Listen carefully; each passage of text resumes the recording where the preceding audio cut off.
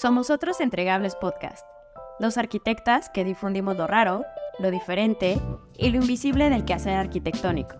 Cuestiona con nosotras las prácticas tradicionales de la arquitectura y ampliamos la perspectiva más allá de planos y maquetas.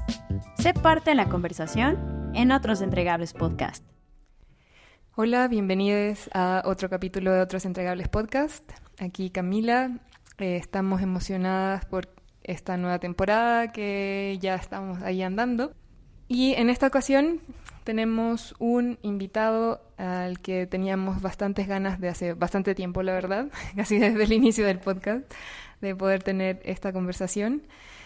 Y que creo que va a ser una conversación interesante en cuanto a temas de postura a través de la práctica, que, bueno, no voy a adelantar a qué se dedica nuestro invitado, pero que la práctica también puede servir como una autocrítica para el mismo trabajo que se hace y cómo puede ser una herramienta para reflexionar sobre la postura ético-política que tenemos como profesionales de la arquitectura o del espacio en general.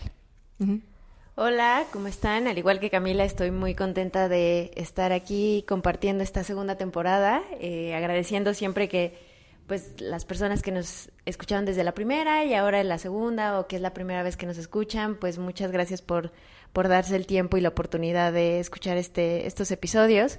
Como menciona Camila, tenemos un invitado muy especial que nos veníamos buscando como mutuamente, y que afortunadamente coincidimos hoy en su agenda. Entonces, pues sin más presentación, pues bienvenido.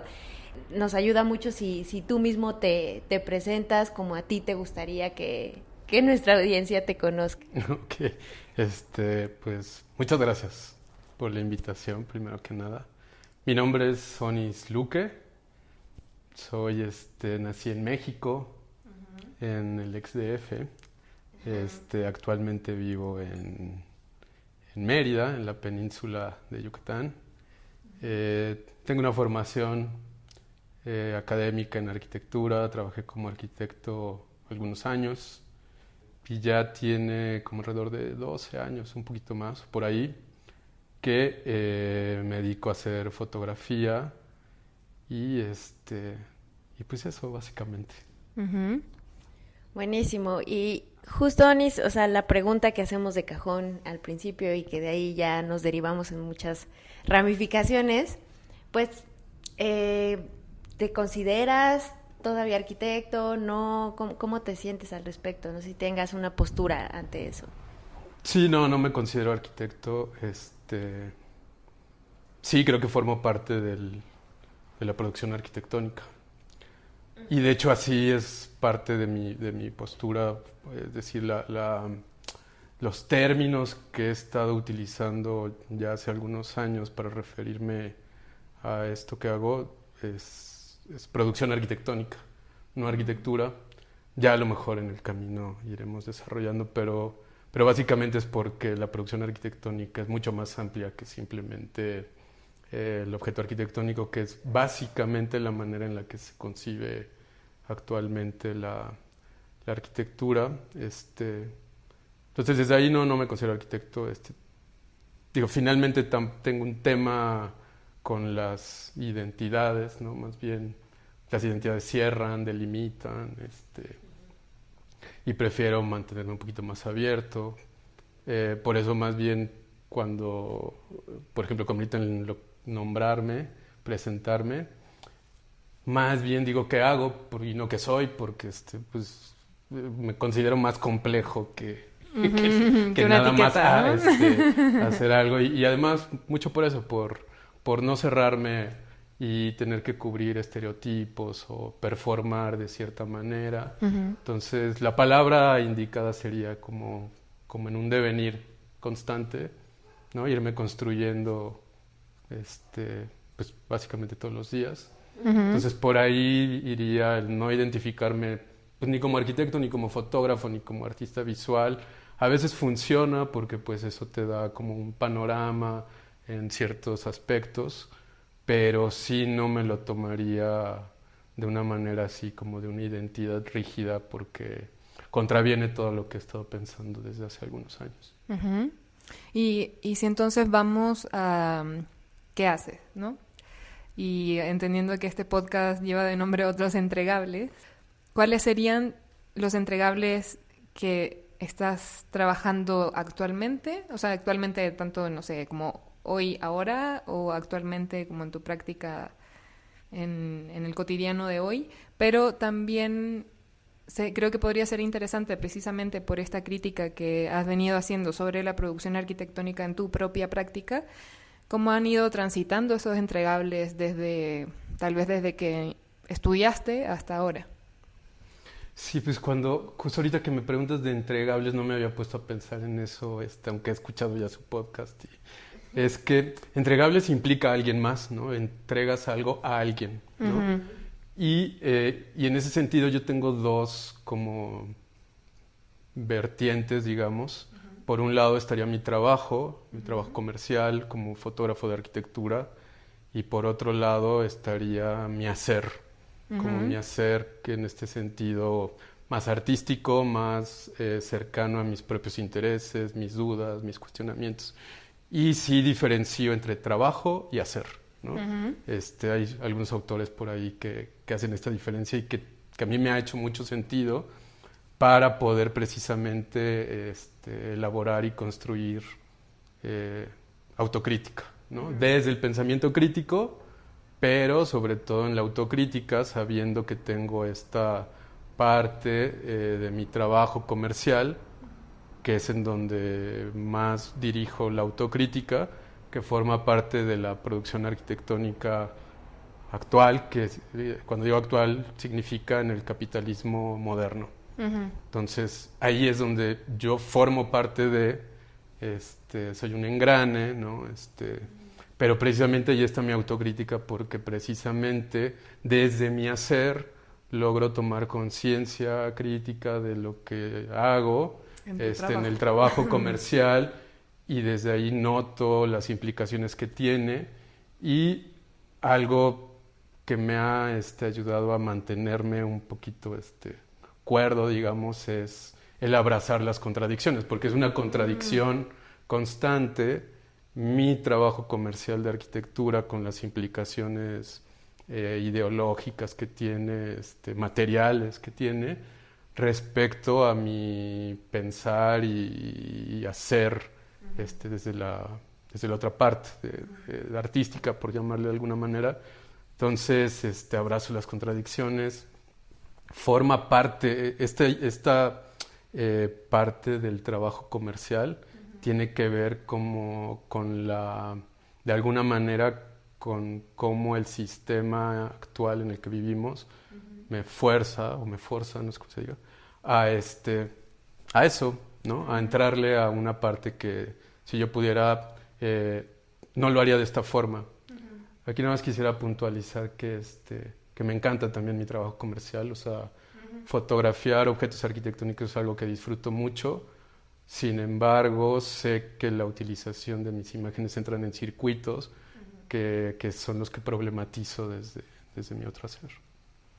Es muy interesante lo que mencionas, porque creo que es un sentimiento compartido, sí, no nada más entre Camila y yo, sino como desde historias compartidas también que hemos tenido cuando hemos dado clases, que o sea, el cuestionamiento es ¿cómo le hago para equilibrar eso, no? Entre que pues necesito entrar al juego del sistema, pertenecer, como dices, ser parte de ese engranaje que va a lograr cosas, que produce, y ahí produce, o sea, como que hay una cuestión de también pues recibir algo basado en los productos, ¿no? O sea, los entregables, pero por el otro lado, cómo balancear con estos intereses personales, eso, pues yo creo que el reto, no hay una respuesta así fija, y todos los días estamos como con esto.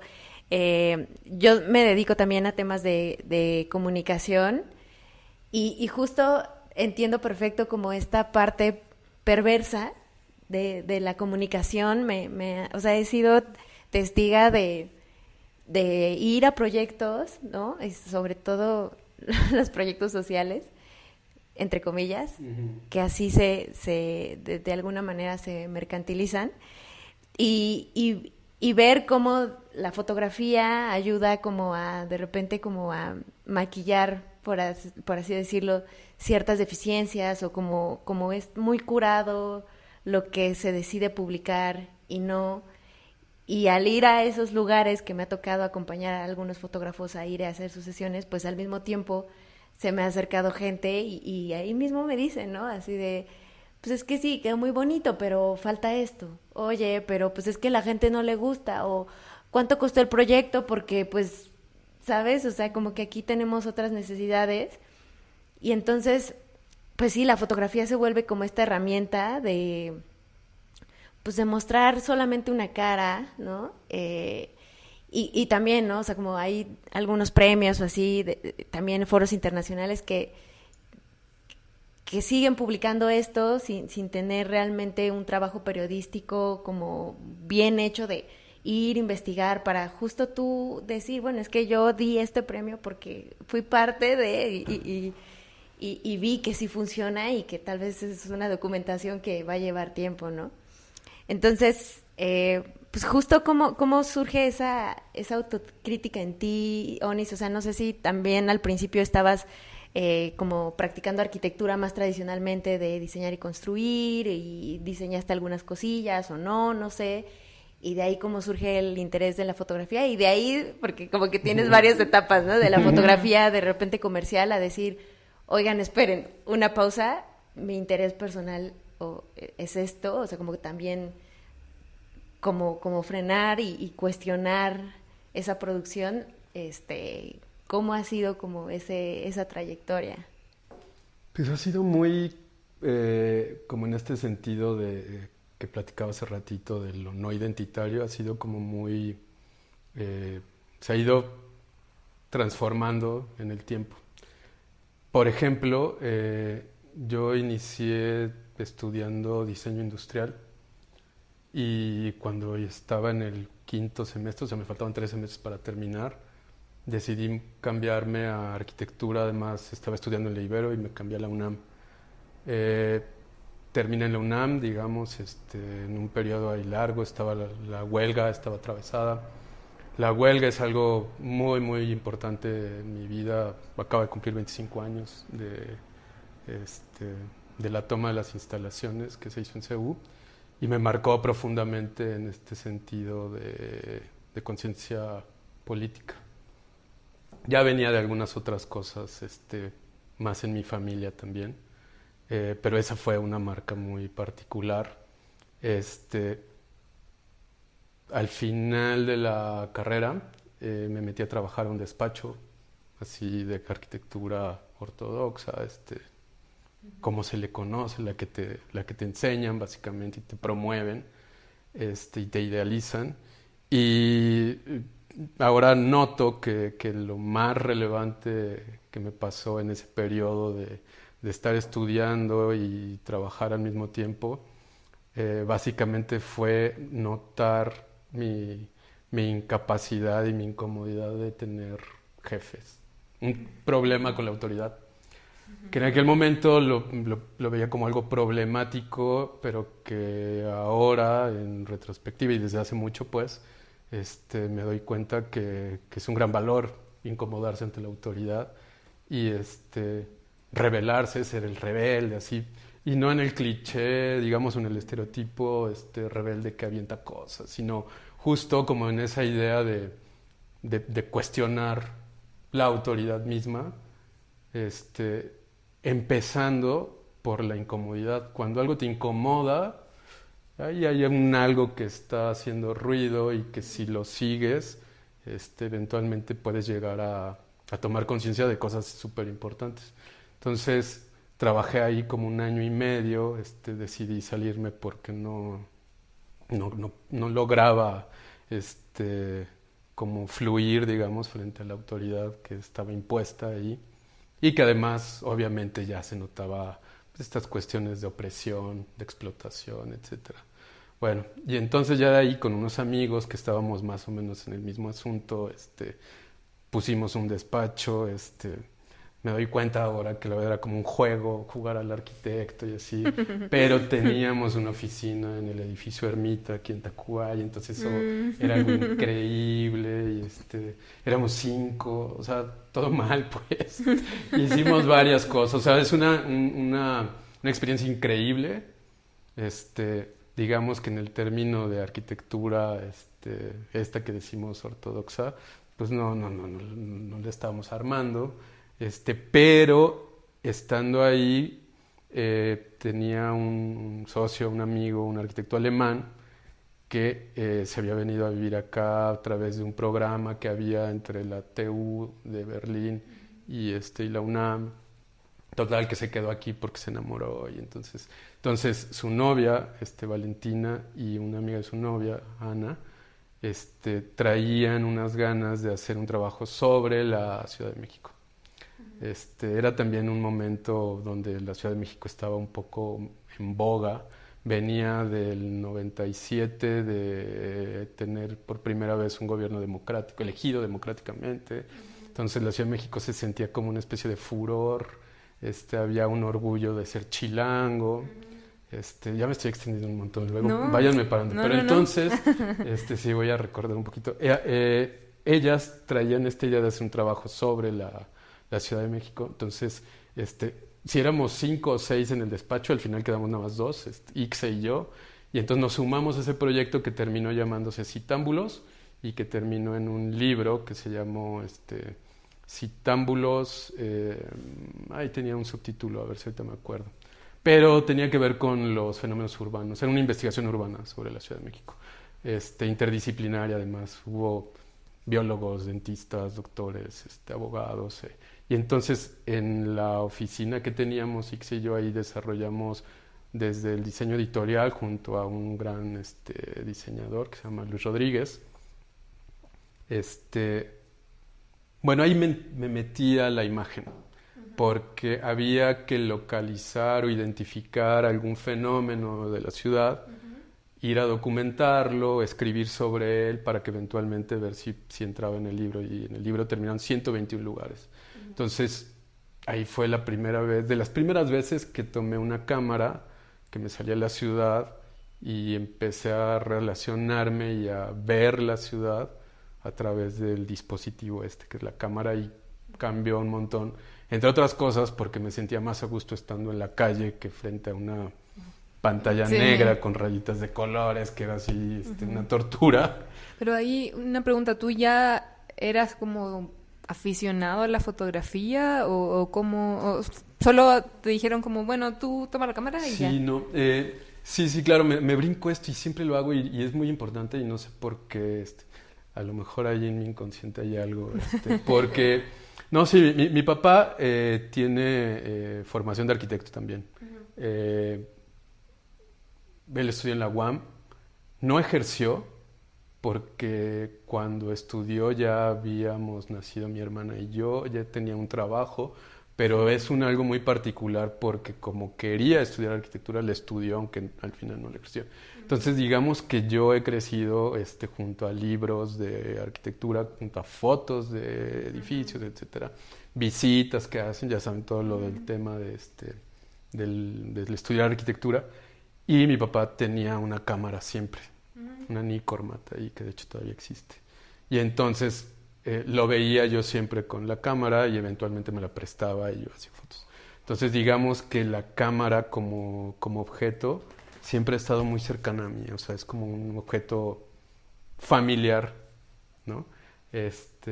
Entonces yo ya tenía mis propios intereses hacia la fotografía, ya tenía una camarita que si ahorita la recuerdo, creo que tenía así como de 6 megabytes, una cosa así, y con esa salí a hacer las fotos. O sea, ya tenía un interés, digamos. De hecho, en algún momento hasta había pensado en estudiar diseño gráfico, relacionado a la foto, pero en estas cuestiones de imagen y gráfica.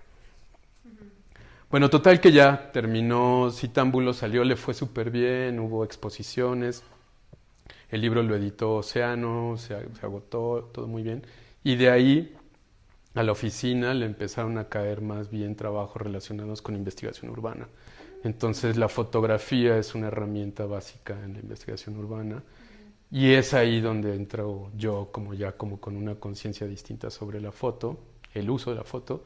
Y eso es muy importante porque, para mí, pues, porque la fotografía, yo arranco con la fotografía como una herramienta, como un medio y no como un fin.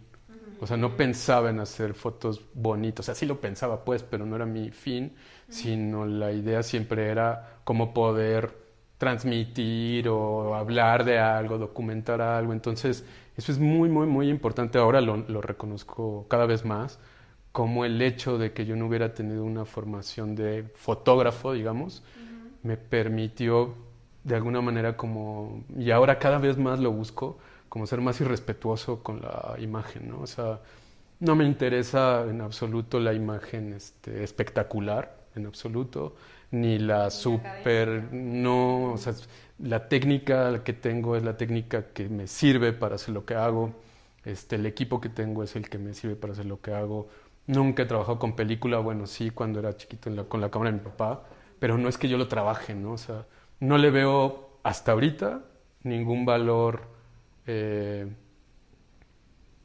a usar, por ejemplo, película. Pienso más ni en la técnica.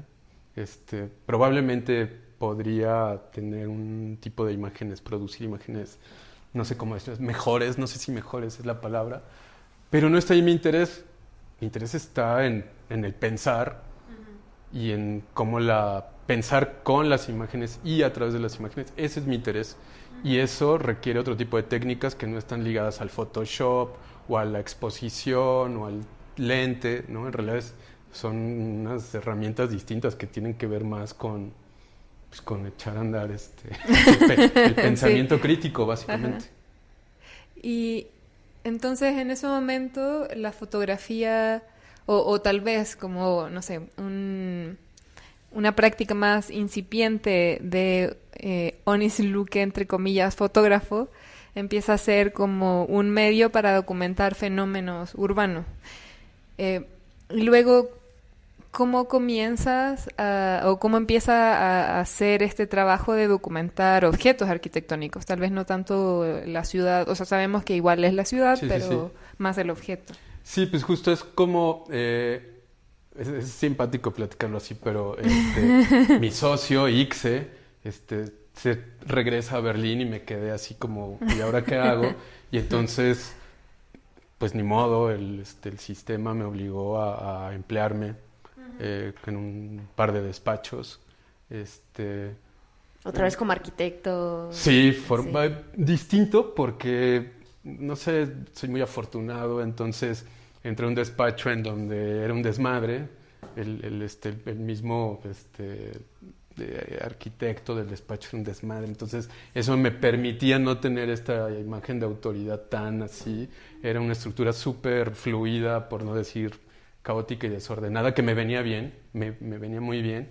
Y en el último despacho que trabajé freelance. Trabajaba en mi casa y llevaba a ver avances. Mucho antes de que fuese normal ser freelance y trabajar Sí, desde sí, casa, no había ¿no? pandemia todavía, ¿no? Y entonces, pero estaba haciendo eso en contra de mi propia satisfacción y realización. Entonces, en un momento tomé la decisión, así, no es que haya sido de un día para otro, ¿no?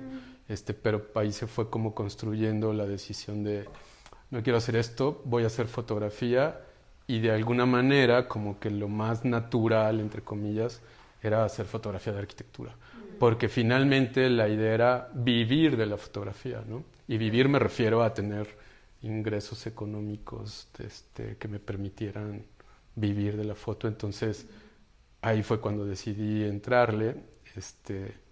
Ahí sí me asumí identitariamente como fotógrafo de arquitectura.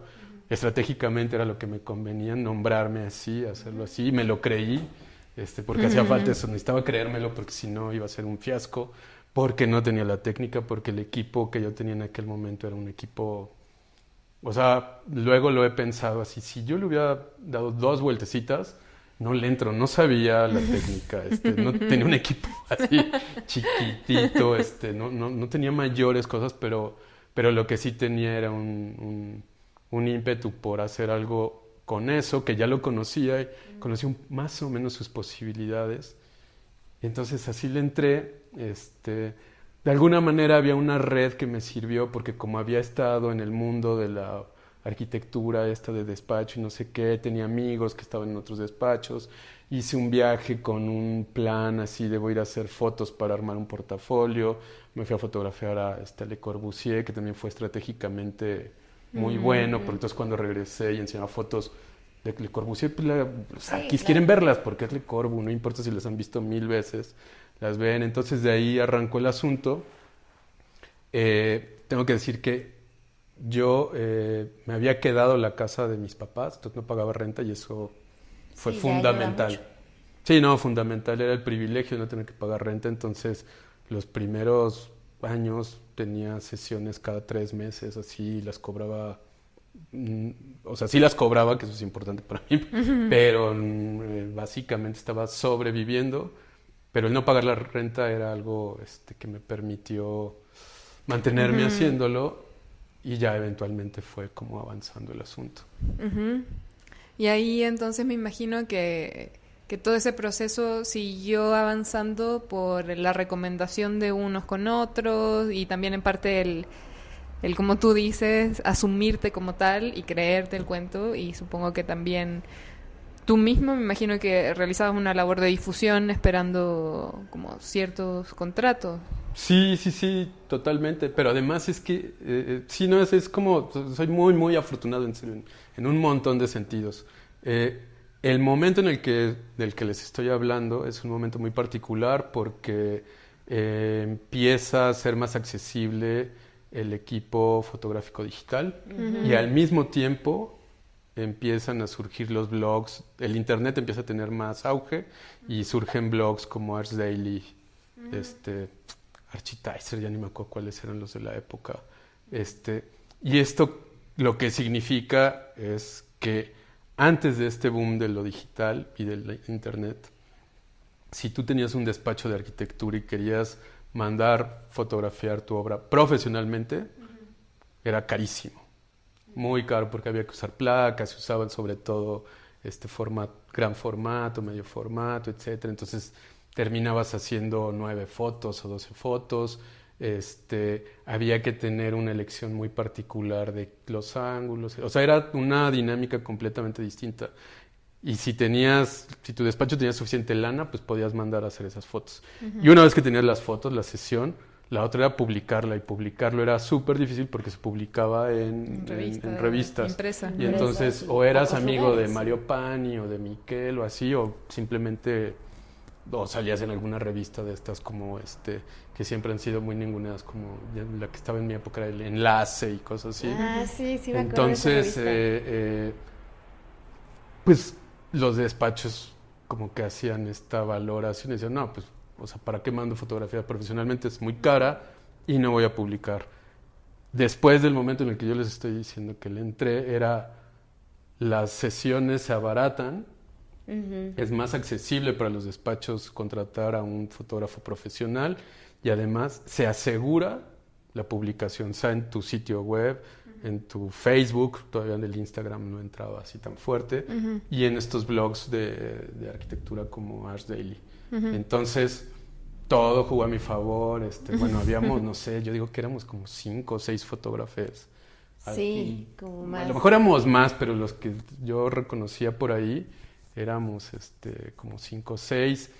Y además, sí había como una especie de relevo generacional, ¿no? Sí había unos fotógrafos que habían estado fotografiando más en los 90, como Luis Gordoa o Jaime Navarro, Paul Citron. A todos ellos los busqué para que pensaba que la mejor manera de aprender era convertirme en como asistente su o algo asistente. así. No todos me respondieron, solo me respondió el Oso, que de repente también salió de la escena, Paul Citron, pero tuve una mala experiencia con él, y Dante Busquets, que de hecho con él me volví muy buen cuate y ahora él vive en Berlín. Entonces sí tuve un momento de ser asistente, y entonces era como la emoción de ir a hacer ya fotografía de arquitectura. Y digamos que en paralelo, como no soy autodidacta, entonces tenía que estar aprendiendo, y la manera en la que me di este aprendizaje fue a través de un proyecto que justo se convirtió en mi primer proyecto de la otra parte de la fotografía. Okay. ¿Como más crítico? Es un proyecto muy particular porque es sobre la Unidad Santa Fe, donde yo crecí, donde yo vivía. Ya. Entonces, como yo vivía ahí, lo que hacía era que salía a fotografiar mi unidad, mi entorno, y ahí era donde practicaba y experimentaba con aperturas, y tenía un poquito de idea, ¿no? Por mi papá, sobre todo lo que... Pero entonces ahí el proyecto inició queriendo ser como muy crítico, o sea, ya la crítica ya venía ahí, nada más que todavía no estaba muy bien articulada, al movimiento moderno, a Mario Pani, ¿no? Yo decía, ¿cómo es posible que Pani sea el que nos lo vendan como el gran arquitecto moderno?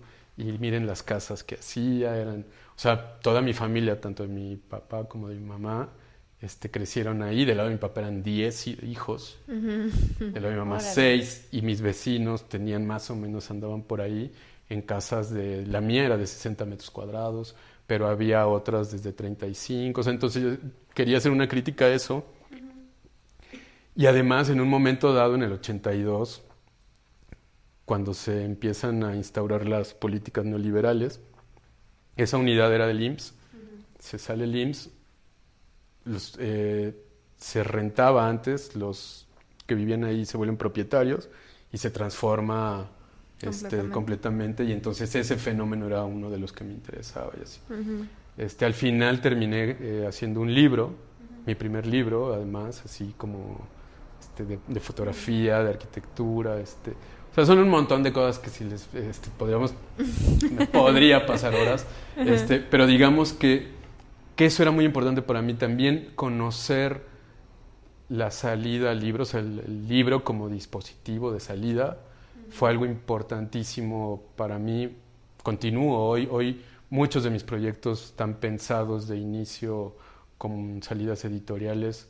Ahora ya estoy desde hace un rato pensándolos de maneras muy distintas, pero casi siempre hay un tema editorial, ¿no? De publicación, que tiene que ver con lo que significa, ¿no? Sí. Y mucho lo que pienso es con una posibilidad de editar, de hacer un montaje, ¿no? De que yo decido qué imagen va antes que otra, cuál va pegada a otra, cuál va grande, cuál va chiquita, y todo eso va armando una narrativa muy particular, o por lo menos para mí. Y la otra es el tiempo, que también es otro tema que traigo ahí encima, que es el tiempo que tú le dedicas cuando te pones en disposición de ver un libro. Es un tiempo muy distinto al de una galería, que vas, te paras, hay gente, te mueves, así. Un libro a lo mejor lo abres en tu cama, o te lo llevas al baño. Sí, tiene una temporalidad distinta, una distancia. Y es una corporalidad. Sí, y además es eso, como ver al libro, no como una caja que contiene fotos, sino el libro forma parte de la narrativa misma, o la potencia de un discurso visual o de pensamiento crítico, y todo se vuelve una sola cosa. Entonces, tanto el formato del libro, si es grande, chiquito, si el papel o la tipografía, o sea, todo empieza a formar parte del proyecto. Y eso para mí es así como me vuelve loco, me emociona muchísimo. ¿Y cómo lograbas constituir estas publicaciones, ¿no? O sea, como era al principio tal vez financiadas como en parte por ti, o cómo hacías esas alianzas. Pues mira, este primer libro, se llama USF, diagonal DF, que era Unidad Santa Fe, diagonal Distrito Federal, muy en la época de OMA y de que todo era SMLMX y cosas así. Iba un poco por ahí entre un poco burlón, pero pues obviamente encajaba en un circuito. Y tenía un subtítulo, que el subtítulo de hecho lo hizo Ixe, socio, que fue el que de hecho me impulsó a convertir en libro el proyecto de la Unidad Santa Fe, porque el proyecto de la Unidad Santa Fe lo inicié sin el propósito de hacer un algo. libro, sino más bien era eso, como voy a entrenarme como fotógrafo aquí. Y poco a poco empecé a notar cosas que iban saliendo y que entonces ya pensé, ok, voy a hacer una crítica. Y bueno, y entonces el subtítulo es Tácticas de apropiación. Y la idea, ya para ese momento, esto es como por ahí seguramente lo arranqué, las primeras fotos las empecé a hacer en 2007, 2008, por ahí. El libro se publicó, si mal no recuerdo, como en 2011. Pero el tema es que yo ya estaba haciendo este trabajo comercial. Y en el trabajo comercial, que se ha ido modificando, pero era muy común, todavía sigue siendo muy común, pero bueno, ya ese es un tema que podemos platicar después. Generalmente es un momento muy particular de las obras cuando me contratan para hacer foto de arquitectura, ¿no? Generalmente no están habitadas, ¿no? Generalmente son nuevas, no están amuebladas, mucho menos están los habitantes. Y lo que yo estaba haciendo era absolutamente lo contrario, era fotografiar casas habitadas, pero no habitadas de hace 2 días, sino de más de 50 años. Los habitantes estaban ahí, yo fotografiaba a los habitantes en su espacio, ¿no? Y para mí lo importante era saber cómo y quiénes habían transformado ese lugar. En aquellos momentos yo decía que eran como obras colaborativas, entonces era como la Unidad Santa Fe es una obra de Mario Pani, ¿no? Decía, es que este es como un Pani Domínguez, esta casa, ¿no? O sea, es Mario Pani, pero la familia Domínguez colaboró, lo contribuyó, lo transformó, etcétera. Entonces, desde ahí ya venía esta como dualidad, digamos, entre mi trabajo comercial y este hacer distinto. Y ya me perdí en qué iba a decir, pero... que cómo se sustentaba... ya me acordé. Sí. Bueno, entonces estaba hablando del subtítulo porque precisamente fue Ixe el que como que me impulsó a hacerlo, y Ixe tenía un contacto en una editorial alemana que se llama Jovis Verlag, que de hecho Jovis tiene un catálogo de fotografía, de libros de arquitectura, de fotografía de arquitecturas, y entonces les dijo, les va a venir muy bien. Entonces se los presentó a Jovis se interesó en el proyecto, y hay una beca acá en México que todavía existe que se llama coproducción, que es del FONCA. Entonces ahí Jovis era el coinversiones, no coproducción, coinversiones. Sí. Fomento a proyectos culturales y coinversiones es el nombre de la beca. Entonces me gané esa beca. Jovis Verlag iba a poner la parte editorial y el FONCA con Aculta ponía una lana para todo lo demás. Bueno, hay muchas cosas ahí, pero digamos que así salió a través de esa beca. Y ese libro logró salir, y que además fue algo, te digo que es como mucha fortuna todo el tiempo, así como un azar, pero un azar digamos como medio dirigido por la voluntad de alguna manera, porque me fui a enseñar, o sea, me armé un dummy, una maquetita, había unas cosas todavía hay que se llama Blur, que ya hay una especie de maquetas ya hechas y tú nada más les pones las fotos, como para álbumes familiares y así, pero que se llamaba Blur, tenía un poquito más como de unas maquetas más artísticas. Entonces ahí armé una primera maqueta, y con esa maqueta, bueno, eran 3, pedí 3 iguales.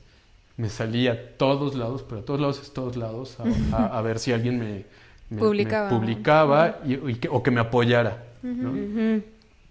Nadie me apoyó, pero todo el mundo empezó a conocer mi trabajo.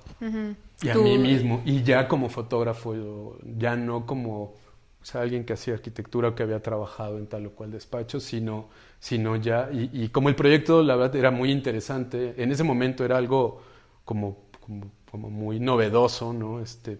Ver a gente en sus lugares, las apropiaciones, y también había mucho de una mirada exótica, no mía, sino desde afuera, de ver cómo vive la gente pobre de la Unidad Santa Fe en una obra de Mario Pani a 60 años. Bueno, pues eso generaba interés. Sí. Y entonces eso lo que me ayudó fue a tener como una especie de red en donde ya me empezaron a reconocer así.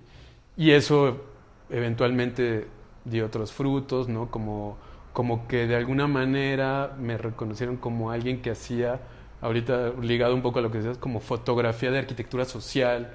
Y entonces hubo un proyecto del Infonavit y me invitaron a mí a trabajar en lo del Infonavit y algunos despachos que estaban haciendo arquitectura social, ¿no? Así llamada, me contrataban para ir a hacer eso, porque mi mirada estaba muy en eso. Entonces, de alguna manera, iba por ahí. El problema, entre comillas, es de las identidades es esa, que no siempre quieres hacer eso, ¿no? Y entonces, bueno, ahí al final logré resolver lo de la identidad de fotógrafo de arquitectura social. Pero sí, también, por ejemplo, sucedió la Bienal 2016, que era este tema. Entonces yo, fotógrafo de arquitectura social, con un tema de arquitectura social en Venecia, ¿no? Con Aravena, que según él descubrió algo que nadie había nunca visto cuando llevamos décadas, ¿no? haciéndolo. Pero bueno, eso también influyó mucho en mi carrera, era como, wow, y fue este proyecto del pabellón de México. Bueno, no era un pabellón, pero como sí, no, sí, el pabellón de México en la Bienal de Venecia de 2016. Ajá, que fue de Tatiana con más. Es que ese fue otro. Ajá, es esa misma es esa misma edición. Bienal, pero, nada más que el trabajo que también estuve en ese. Te digo que en ese momento estaba como en tu auge de entre comillas. Sí. Era ahí habían invitado la Bienal, es decir, Aravena había invitado directamente a Tatiana y Tatiana o no sé si los invitó a todos directamente. Creo que a Tatiana, y ella invitó a Derek, a Rosana Montiel y a Alex Hernández, a que hicieran un trabajo así, comisionado, ¿no? Comisariado. Pero de la parte de, o sea, no como el Pabellón de México, no como sino el Pabellón como parte de México, de la sino como la así. Bienal, ¿no? La Bienal tiene invitados especiales y eran ellos. Y ahí ellos me invitaron a mí a participar con ellos. Sí, conozco el proyecto en Miravalle. En Miravalle, sí. Lo que yo hice fue el video que se presentó que era la pieza, de hecho. Ajá. ¿No? Bueno, sí, también otro proyecto ahí que tiene un montón de cosas que podemos platicar. Pero entonces estaba ese proyecto en la Bienal y al mismo tiempo estaba el Pabellón de México, que lo curó en aquel momento Pablo Landa, que en aquel momento éramos amigos. Y entonces pues yo estaba ahí metido en todo. Ya mataste dos pájaros del mismo tiro, el pabellón mismo, fui a hacer documentaciones de, no sé, por ejemplo, de la península de Yucatán, de estos cosos taurinos que levantan una semana para la fiesta y los vuelven a bajar. O sea, andaba muy activo en todo eso en aquel momento. Pero es interesante porque justo cómo surge de repente, y curiosamente hoy lo hablamos en la clase de Camila, como los intereses personales cuando se logran de alguna manera conectar o combinar con algo más profesional, ¿no? Como que surgen cosas interesantes y es cuando más a veces las horas se nos pasan porque es algo tuyo, ¿no? Que como que te adueñas de eso y entonces pues aunque te desveles pues sigues haciendo las cosas porque estás ahí como y eso te va llevando de repente como estos caminos que es interesante que en tu caso, en ese tiempo, pues lejos de solamente documentar como más comercialmente, pues surgían estos proyectos tangenciales a la arquitectura de autor, ¿no? O sea que en ese sentido, creo que ya desde ahí la vida te iba poniendo como en esos lugares. Sí, y es que es como ahorita mientras lo decías pensaba como en esta escucharte a ti mismo, es decir, a tu intuición, ¿no? Y que si le das cabida y entrada, pues te lleva a lugares así. Por ejemplo, les digo, sí, en vida de cambios que he tenido, digamos, de estar metido en el diseño industrial, la arquitectura, la fotografía y ahora estar haciendo libros, bueno, pero todo al final está como ligado de alguna manera. Hay como, hoy puedo ver mejor ciertos ejes que continúan, ¿no? Ciertas líneas de fuga que por ahí he seguido y así, pero básicamente ha tenido que ver con escucharme y decir sí le entro. O sea, cuando en quinto semestre de diseño industrial decidí quinto cambiarme, semestre ya. sí, todo el mundo me decía, estás bien güey, o sea, ¿cómo? Ya te faltan 3, ya terminas y así. Bueno, y había muchas razones alrededor, ¿no? Entonces que ver a mi familia pagándome una universidad era algo que me pesaba demasiado. Sí. Y entonces decidí cambiarme y fue la mejor decisión de mi vida porque llegué a la huelga, ¿no? Me politicé de una manera distinta, participé ahí, me di cuenta de esta indiferencia y esta apatía por parte, ya en la facultad era una facultad muy despolitizada. En el taller en el que yo estaba, inicié en el Jorge González Reina, por ejemplo, no se había hecho una asamblea de alumnos, nunca, y ahí junto con otros cuates y asesorados por otros compañeros del movimiento, logramos hacer una primera asamblea. Eso ya era así como wow, ¿no? Sí, en el Reina, ¿no? Increíble, en el Reina, y luego la votación, y luego tomar las instalaciones y quedarte ahí, como todo este ambiente tan festivo, pero al mismo tiempo así comprometido. O sea, son cosas que te cambian así absolutamente, o si no solo te cambian, te van transformando y se van sumando, ¿no? Sí. Ahorita lo traigo todo muy vivo porque como acaban de pasar los 25 años, ha habido un montón de videos y entrevistas que han estado surgiendo del recuento de aquella época, y es increíble, increíble así, No, el zapatismo tenía también muy poquito tiempo de haber surgido visiblemente en medios, ya lleva mucho tiempo, pero entonces había como toda una efervescencia sí. de una generación más politizada que las anteriores, por lo pronto. No quiero decir que no estaban politizadas, pero era distinto, ¿no? O sea, en mi casa ya se discutía en la mesa eso cuando mi papá me platicaba que eso no pasaba, ¿no? De hecho existe como decir de religión y de política no se habla en la comida ni de fútbol. Pero justo eso era lo que ya no pasaba, ¿no? Yo me acuerdo así de broncas que me aventaba con familiares porque como, pues, imagínate el aparato de Estado contra los estudiantes, ¿no? Entonces decían unas barbaridades pero era parte de esa efervescencia de poder estar ahí activamente, ¿no? A mí me gustaría tocar, a propósito como de tal vez esta efervescencia, o no sé si un despertar de una postura tal vez más radical, no sé si se puede hablar como en esos términos, pero hace un momento decías de cómo fuiste en muchos casos siguiendo tu intuición, o como el interés que tenías para abordar ciertas cosas basado en algo un poco más interior o íntimo, y que eso te fue llevando y abriendo camino. Y pensando en como boom, entre comillas, o estar en boga, como también tú dijiste, en la Bienal de Venecia, y como fotógrafo que está documentando arquitectura social y vinculada con las comunidades, me imagino que en ese momento tú lo veías como algo, estoy haciendo lo que me gusta. ¿Cómo fue el transitar hasta que en algún momento dices como, bueno, creo que realmente no es lo que me gusta, ahora lo que me gusta es esta otra cosa? Y incluso tal vez en algún momento me imagino que hubo una postura crítica de ver hacia atrás y decir, bueno, ¿qué hice yo en ese momento? ¿Cómo fue esa transición hacia una postura crítica de tal vez tu propia postura en algún momento? Sí, ¿sabes qué diría? Que no es que no me guste, es que sí me gusta. Ajá. Es parte del conflicto. Sí, de la contradicción, ¿no? Es parte del conflicto, que me gusta mucho pararme enfrente de un edificio y encuadrar y componer, etc. Ajá. Y además no es como que, ahora en retrospectiva lo veo, que no es que haya hecho uno primero que otro, sino siempre estuvieron juntos. Uh-huh. De hecho, esa era una intención mía, consciente, que yo decía, es que yo no quiero separar mi lado artístico y por qué tenía amigos, fotógrafos con los que me formé, no sé, como Ramiro Chávez, por ejemplo, un gran artista, sí, en aquel momento estaba muy en la foto y tenía este conflicto porque él también hacía fotografía de arquitectura comercial, pero él se asumía artista y entonces le incomodaba esta otra parte. A mí no me incomodaba en absoluto, decía, no, yo estoy, quiero hacer las dos. Hoy en día sí las diferencio, hoy en día sí ya me encontré una incomodidad de algunos años por muchas cuestiones de estas transformaciones, de estos como irle sumando cosas, adherencias, así parteaguas, como puede ser la huelga en algún momento, uh-huh. Pues también es el conocer a Mariana, ¿no? Uh-huh.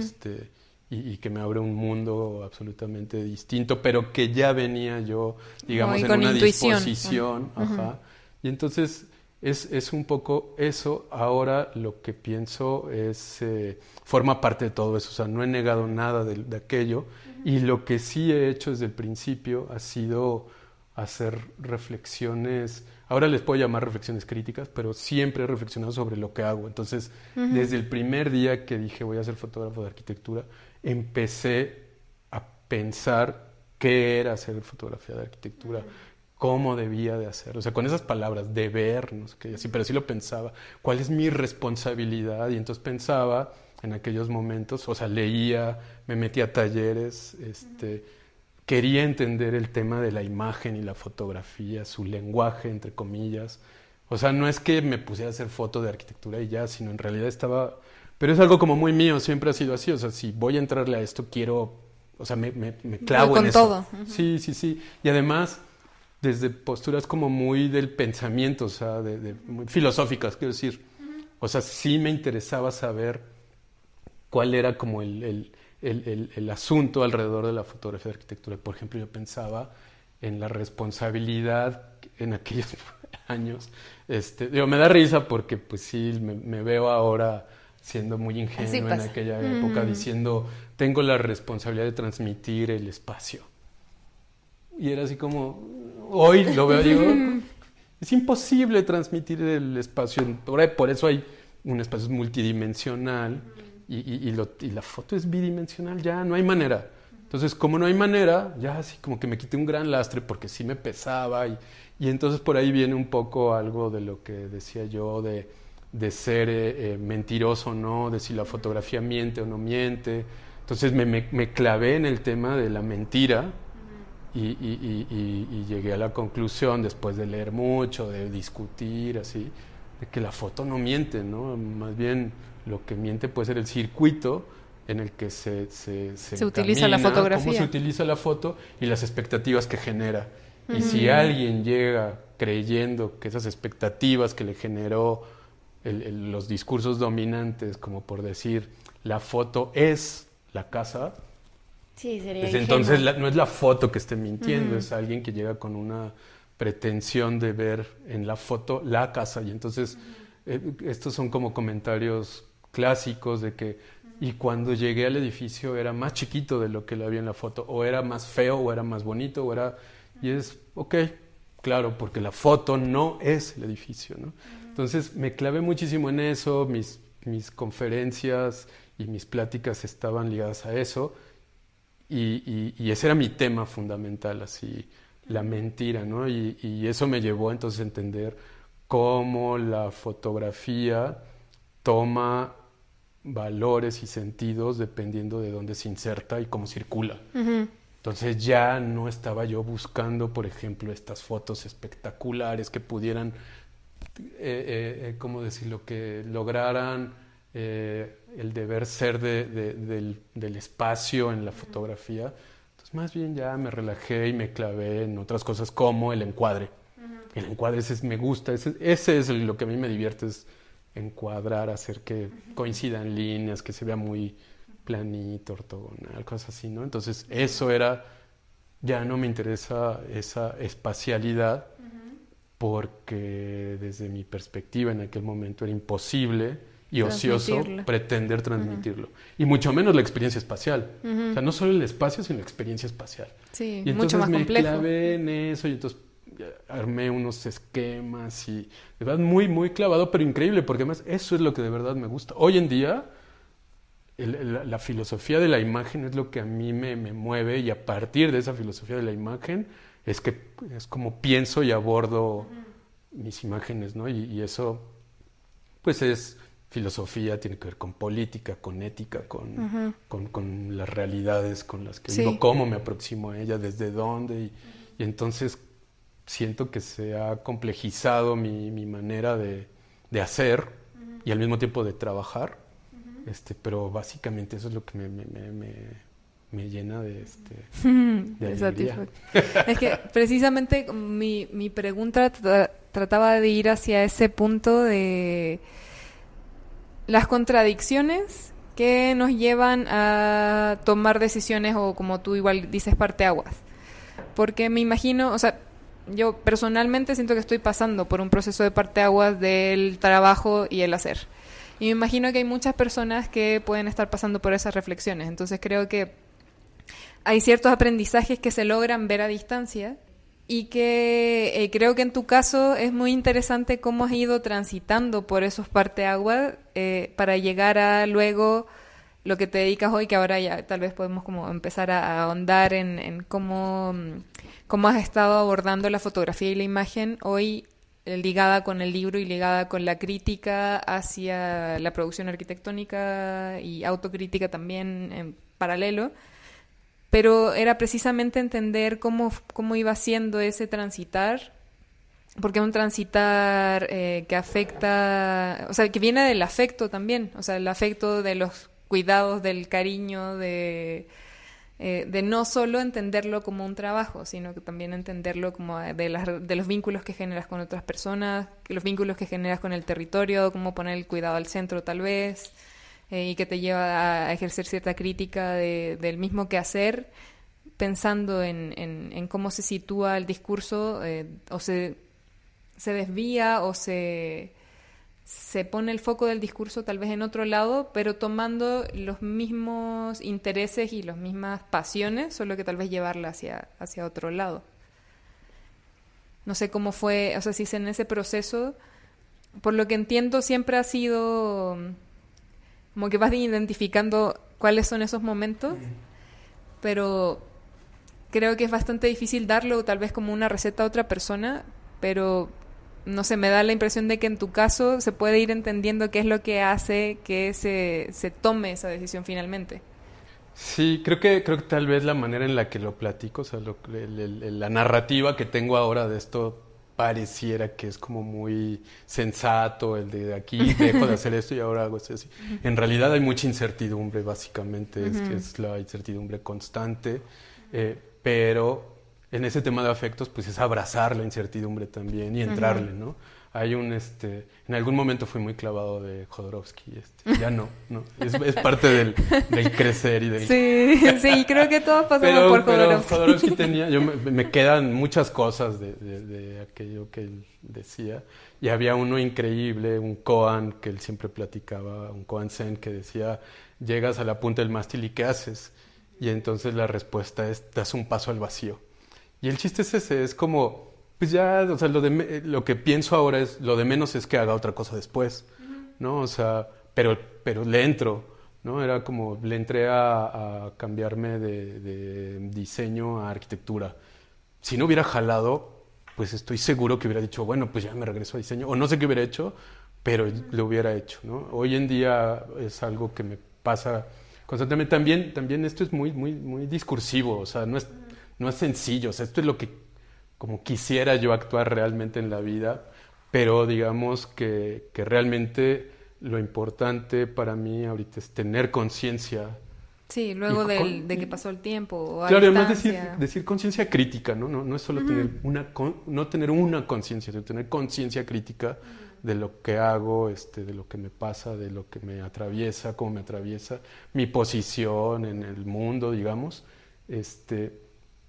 porque entonces desde esa conciencia crítica puedo decir, sé que esto no me late, pero conscientemente sé que tengo que entrarle porque si no, no se paga la renta, y si no se paga la renta, no voy a poder hacer este otro proyecto que llevo desarrollando. Y que tal vez te apasiona así enormemente, claro, pero necesitas dinero para hacerlo. Pero entonces es como tener, yo diría básicamente, no como un consejo, no me atrevería a darle consejo a nadie, pero sí en mí tener conciencia crítica respecto de lo que me está pasando es lo más valioso, porque entonces ya las decisiones no son ingenuas, ¿no? O sea, si le entro a algo que no me gusta y que conscientemente sé que no está bien, le voy a entrar desde ahí, es decir, con toda la responsabilidad que implica entrarle a algo jodido, pero al mismo tiempo estoy sabiendo que me orillan, ¿no? O sea, que si por mí fuera y si este sistema fuera distinto, probablemente no estaría haciéndolo, ¿no? Y entonces es ahí cuando no es que expíe mis culpas, sino más bien tomo conciencia y o trato de responsabilizarme en la medida de lo posible, ¿no? Porque de verdad no sé, es que esto pareciera, no quisiera sonar a ¿cómo se llama? A gurú, autoayuda, ¿no? New Age, que te dice de emprendurismo, ¿saben? Aviéntate al vacío y sale de tu zona de confort. No, en absoluto, ¿no? Más bien pues a mí me ha resultado, y eso sí creo que pueda contribuir a un montón de cosas, es el tener una conciencia crítica. Porque si no es crítica, es una conciencia que viene inducida de otras cosas. Sí, sí. Y justo sería caer en lo mismo, ¿no?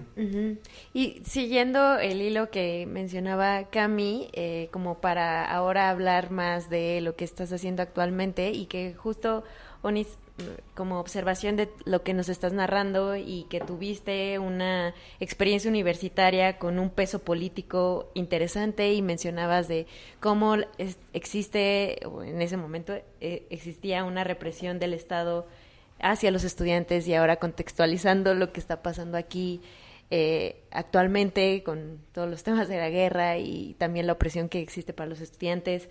Tu trabajo también habla un poco sobre eso, ¿no? O sea, leímos lo de esta exposición de Liga que tiene que ver con el trabajo de Agustín Hernández y tal vez ahí te posicionaste de una manera que me pareció a través de la imagen interesante sobre la militarización en México.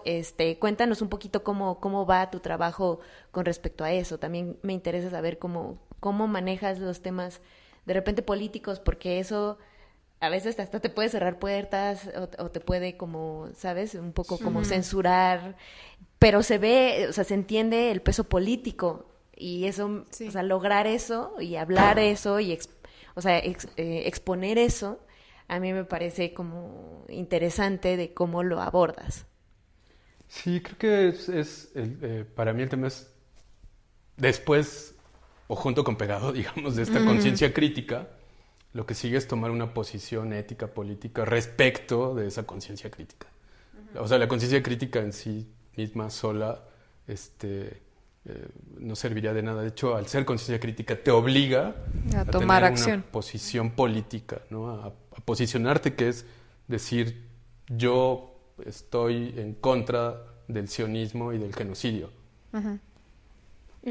Yo estoy en contra, soy anticapitalista, soy antipatriarca. O sea, tomar posiciones que obviamente van a tener repercusiones en tu vida, sí, pero hoy en día yo no me imagino no tener una posición ante la realidad en la que vivo, ¿no? O sea, no podría imaginarme que alguien llegara a preguntarme sobre el genocidio del Estado sionista de Israel al pueblo palestino y que yo dijera, no, es que es muy complejo, la neta es que yo no sé de eso. No me puedo ver, hasta se me enchina la piel nada más de pensar en la rabia que me genera eso. Y eso es con todos los temas, ¿no? O sea, hay temas tan urgentes y terribles como el genocidio que está sucediendo actualmente y que lleva muchas décadas sucediendo en Palestina, como lo que está sucediendo en Chiapas o como lo que ha sucedido o los feminicidios, etcétera. Entonces, frente a todas esas cosas que son mi realidad, a la cual no le volteo la cara, es decir, eso también creo que es algo importante dentro de este hacer mío, pues me interpelan los feminicidios porque son seres humanos, porque además siento el afecto con Mariana y siento cómo nos ponemos nerviosos cuando sale o acá en la Ciudad de México o así, o me interpela, pues, o sea, me afecta, ¿no? O sea, en esta cuestión de afecto, me afecta directamente y entonces es un tema al cual yo le entro con esta conciencia crítica y tomo una posición respecto a ella.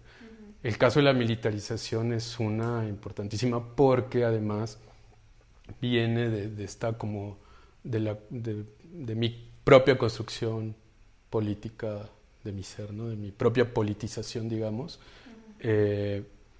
Inició así, tengo un día donde inicia mi politización, que es en una marcha en el 88, después del fraude de las elecciones, que Salinas se roba la presidencia al ingeniero Cárdenas. Mi abuela paterna y toda su familia eran cardenistas, Una tía, de hecho, formaba parte de la Asamblea de Barrios porque ella vivía en la colonia Guerrero y después del 85 se organizó. Y recuerdo ir a la marcha o a varias marchas que se hicieron en ese periodo del 88 de la mano de mi papá y entrar al Zócalo y estar escuchando las consignas y vibrar a la gente, así era algo de verdad fuera de serie. Entonces, digamos que tengo ese día muy claro y de ahí se va construyendo toda una sensibilidad, digamos, hacia los temas que me atraviesan y me interpelan, que son todos, ¿no? O sea, nada humano me es ajeno, ¿no? Digamos. Entonces, la militarización, que hay un momento en la historia política del país donde un presidente espurio se siente debilitado y alguien le dice que la mejor manera de fortalecer su régimen es a través de esto, y se inventa una guerra que sabemos que quien la dirigía era un narco, pero saca al ejército a las calles y entonces se vuelve... Y además teniendo experiencias otras de otros países donde sabemos lo que significa tener a los militares en la calle con poder, es algo que me interpela directamente. Y llega un candidato a decir el ejército a los cuarteles, pues obviamente que me conmueve, ¿no? Le entro y al ver que no sucede y que sucede de hecho lo contrario, pues entonces lo traía muy vivo, ¿no? Aquí muy a flor de piel, digamos.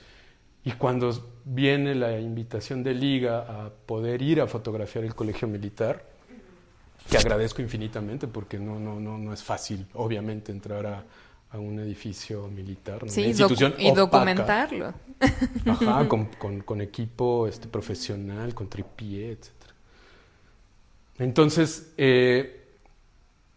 voy a hacer las fotos, todo esto lo traigo aquí, pero creo que no había activado el asunto hasta que nos invitaron, porque me invitaron a mí y a otros colegas fotógrafos. Entonces, cuando nos invitan a exponer, fue cuando empecé a darle unas vueltas, porque dije, ¿qué voy a exponer? O sea, mis fotos, según yo, súper chingonas, de nada más, o sea, ¿cómo? ¿Pero por qué? Y entonces empiezo a meterme al tema y veo las fechas y veo, bueno, yo sabía que era el ejército, entonces desde ahí dije, no puedo nada más poner unas fotos.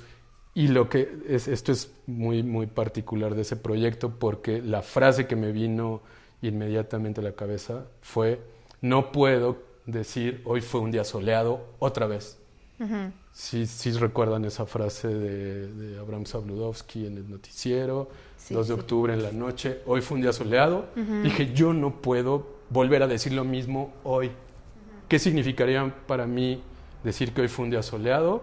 Poner mis fotos, unos buenos encuadres, unos marcos chingones, buenas impresiones, y hablar de la monumentalidad. Dije, no, yo no puedo, pero con cuando digo no puedo, había una trabazón en mí que no me permitía hacerlo. Y entonces lo que decidí hacer fue, pues lo que hice, que tiene como como una especie de instalación metafórica, ¿no? Donde se invierten los colores de las fotos que había hecho, en esta metáfora de la inversión de las supuestas, ¿cómo se dice?, actividades para las que está hecho el ejército, que normalmente sería supuestamente salvaguardar la nación. Sí, a la nación, pero más como lo veía más como la población, ¿no? Uh-huh. Porque justo la nación no es la población, uh-huh. Es el Estado-nación, que es un constructo, y que entonces uh-huh. parte de mi crítica y parte de algunos temas que estoy más cercano ahorita es cómo la construcción social del Estado-nación mexicano se ha reforzado o ha utilizado a la arquitectura como un refuerzo, sí. ¿no? Y ese es uno de los ejemplos más elocuentes de eso. Sí. Y entonces el tema era ese, ¿no? O sea, no decir hoy fue un día soleado. Se lo propuse a los de Liga y pues me dijeron, obviamente, haz lo que tú quieras. O sea, ¿no? Sí, en algún momento pensé, bueno, sí, a lo mejor me dicen que no. Simplemente me dijeron, pues a la inauguración a lo mejor vienen unos militares. Y dije, bueno, pues sí, pues ojalá que sí vengan. Uh-huh. Y que de hecho me pregunten, claro. ¿no? Al final creo que no llegaron. Pero bueno, el tema era como ese, y de ahí, de esa exposición en Liga, con esas piezas, pues me quedé enrolado en el tema, y lo que siguió fue hacer este libro que pretendió empezar como un fanzine, y que al final sí se está volviendo más un libro, ¿no? Un fotolibro, que le llamo H, entre paréntesis, precisamente por poner en cuestionamiento lo heroico, y que es mi primera autopublicación. Esto ya parece comercial, pero estoy muy contento porque es el primer libro que autopublico, ¿no? Todos los otros libros los he publicado con editoriales. Este sí lo hice yo completamente, que es algo muy, muy satisfactorio para mí. Le está yendo muy bien, ahorita es finalista en un concurso de maquetas, de fotolibros, pero más allá de eso, digamos, lo importante para mí era que logré hacer algo que ha sido muy importante para mí y que esto es reciente, que fue sí lograr armar una narrativa como crítica, en donde el formato del libro mismo o sea, no me podría imaginar ese libro en otro formato. O sea, el formato en sí mismo, los textos que vienen los imprimí en un papel que yo no sabía que existía, que se llama papel seguridad. Es un papel que está rayado, y para que no lo puedas fotocopiar. Okay. Entonces eso ya tenía como una cuestión ahí medio burocrática, pero también de cómo se maneja una institución como el ejército, que es tan opaca. Lo importante para mí relacionado a la arquitectura era que en la investigación que hice resultó que en los tiempos en los que se convoca el concurso, que es un concurso cerrado, es decir, por invitación, el concurso lo hace directamente el ejército, y lo hace a muy pocos años de que hubiera pasado el 68, la matanza de jóvenes y estudiantes, que algo terrible, ¿no? El ejército estaba manchado, las manos del ejército estaban manchadas de sangre. Ese mismo ejército invita a 5 duplas de arquitectos top para el momento, y los 10 arquitectos, por lo menos estos 10 arquitectos, sí le entraron. Y entonces, en estos cuestionamientos críticos, es como, me preguntaba yo, ¿cómo le entraron? O sea, ¿cómo? Y entonces construí algunas hipótesis. Una era, pues, eran muy arquis, y entonces vivían en una torre de marfil y nunca se enteraron. Y cuando les llegó la carta del ejército, se emocionaron y dijeron, sí, queremos contribuir con la nación y el Estado. Otra es que sí se enteraban, que sí leían periódicos, que sí veían noticias, y que estaban de acuerdo en que se hubiera actuado así.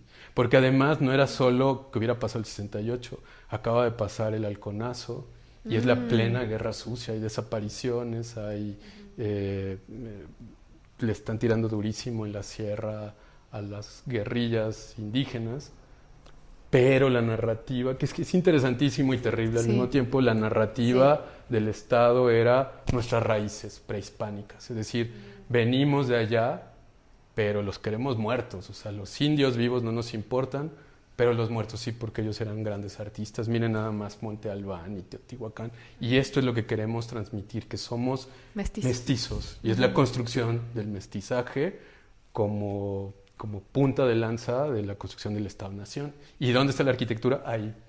O sea, el colegio militar es un súper edificio porque logra el cometido de transmitir la monumentalidad, las raíces, entre comillas, raíces de nuestras, con esas palabras, nuestras culturas prehispánicas, ¿no? El progreso, la fe en el futuro. O sea, el Estado-Nación moderno está así materializado. Entonces, ese proyecto es súper emblemático para mí, en mi carrera, pero digamos que en el tema más amplio de la relación del Estado-Nación con la producción arquitectónica, ¿no? Y se actualiza con una administración como la que está ahorita, en la cual se le está dando entrada y poderes que eran inimaginables que el ejército tuviera, ¿no? El ejército ahora administra aduanas, hoteles, trenes, aeropuertos, aerolíneas, y es constructora. Sí. ¿No? O sea, todavía más actualizado hacia el tema de la producción arquitectónica no se podría. Entonces ese proyecto es muy relevante en ese sentido y además forman parte de todo un gran proyecto que es ese, o sea, es como el de la producción arquitectónica en general, ¿no? Porque lo que yo pienso, y bueno, no es que yo lo piense, ¿no? Sino a partir de un montón de cosas que he leído, que he escuchado, de Mariana, de un montón de gente, pues claro que la arquitectura requirió construir una imagen de sí misma para poder mercantilizarse. Y ese es el objeto arquitectónico. Esa es la mercantilización de la arquitectura, es el objeto arquitectónico, ¿no? Que es fetiche, ¿no? Fetiche en el sentido de que invisibiliza todo lo otro. Todos los otros entregables están invisibilizados por el objeto arquitectónico, ¿no? Y al mismo tiempo necesitaba construir la imagen y el estereotipo del arquitecto, ¿no? Son construcciones modernas que en realidad llevan 200 años, recientes. Estas cosas. Saber que son construcciones sociales, ¿no? Es bien importante porque entonces se desnaturalizan y se desnormaliza y entonces lo que sigue es que sabes que eso es transformable porque pues, si tú lo haces, pues tú mismo lo puedes hacer, ¿no? Pero esa construcción es importantísima para mí ahora en mi trabajo y yo, por ejemplo, en esta autocrítica formo parte, soy fetichizador, digamos, ¿no?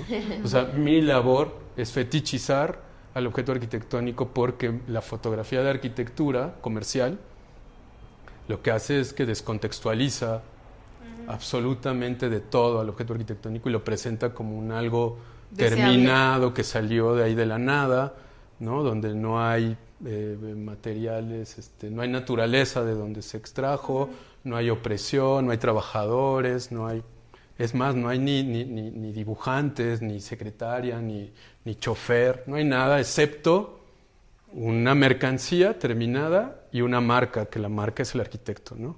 Hay Geris, hay el que ustedes quieran, hay Panis, hay así, y entonces es la marca con la que se comercializa la mercancía arquitectura y en la que muchos estamos envueltos en ese mundillo de la mercantilización de la arquitectura. Sí, estamos. Y es la que en nos eso, incomoda, supongo, cuando estás ahí y te das cuenta de cómo funciona y empiezas a ver un poco la estructura que hay detrás. Sí. No, sí, es muy interesante ese tema y, o sea, justamente esta semana, porque doy clases y esta semana pasó que un profesor ya más grande está tratando de motivar a los estudiantes para decirles la importancia o cómo tendrían que amar la carrera. Y entonces habla cómo para él era... Él siente que... O sea, él siente placer de diseñar y de proyectar. Y decía, bueno, si ustedes no sienten ese placer, piensen tal vez en buscar otra cosa, porque pareciera ser muy importante tener ese placer. Y da un discurso bastante largo al respecto y que yo en gran parte estaba de acuerdo. Como en el sentido de ir tal vez, y ligándolo un poco con lo que has contado, de ir encontrando estas cosas que te encanta hacer o que te motivan a hacer el vínculo entre el hacer y el trabajo, tal vez. Pero yo tal vez no lo veía necesariamente en proyectar para ser arquitecta. Y llegó un momento que él me dice, bueno, maestra, yo quiero que usted diga su opinión. Y yo, oh, no.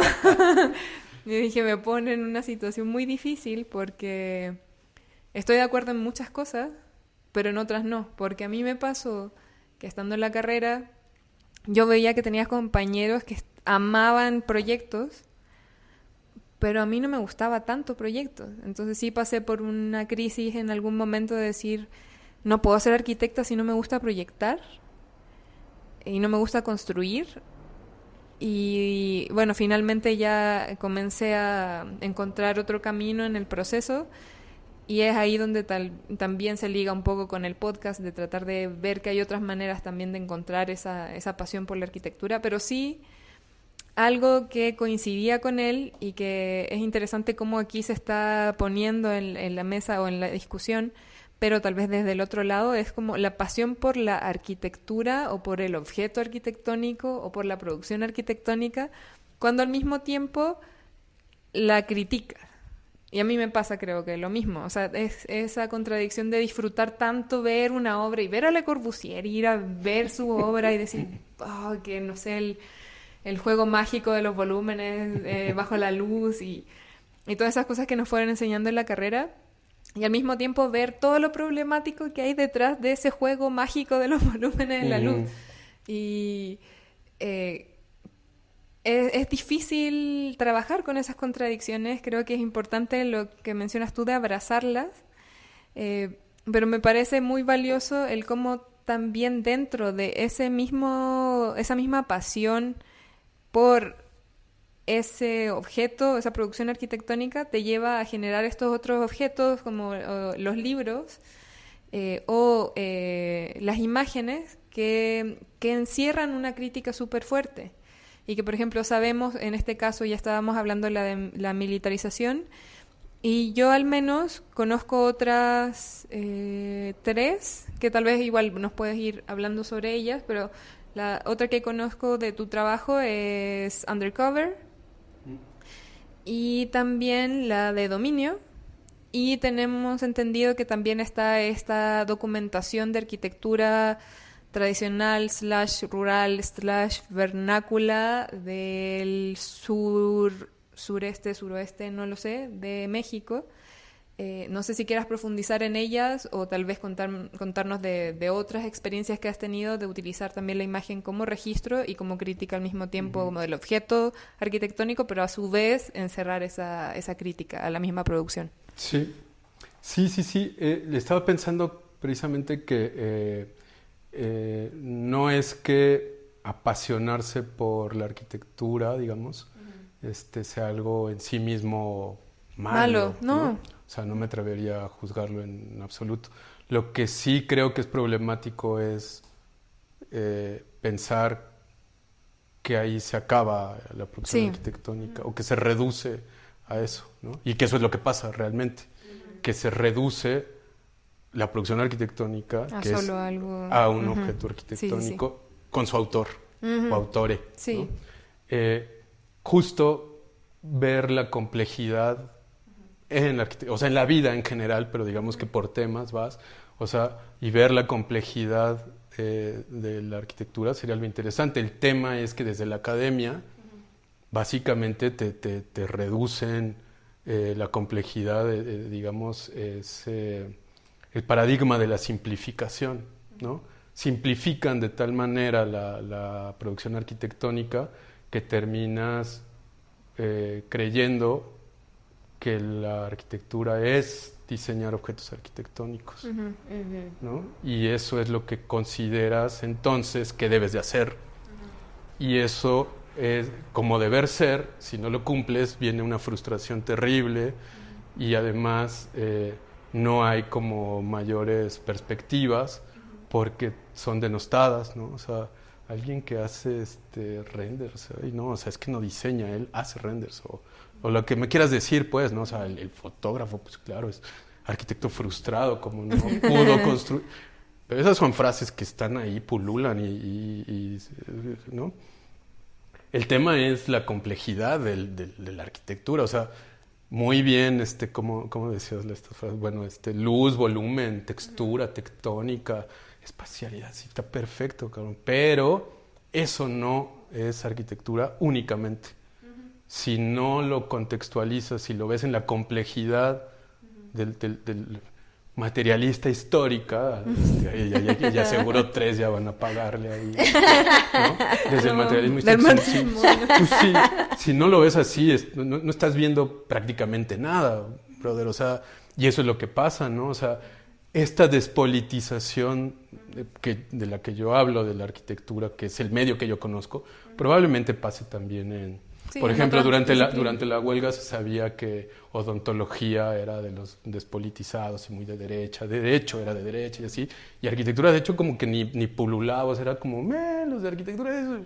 ya los damos por descartados, o sea, no van a representar. No se van a sumar. Ajá. Pero tampoco lo otro, ¿no? Era como se hicieron estas famosas clases extramuros, ya iban, ¿no? O sea, compañeros míos ahí iban. Y luego cuando ya se regresó, pues regresaron.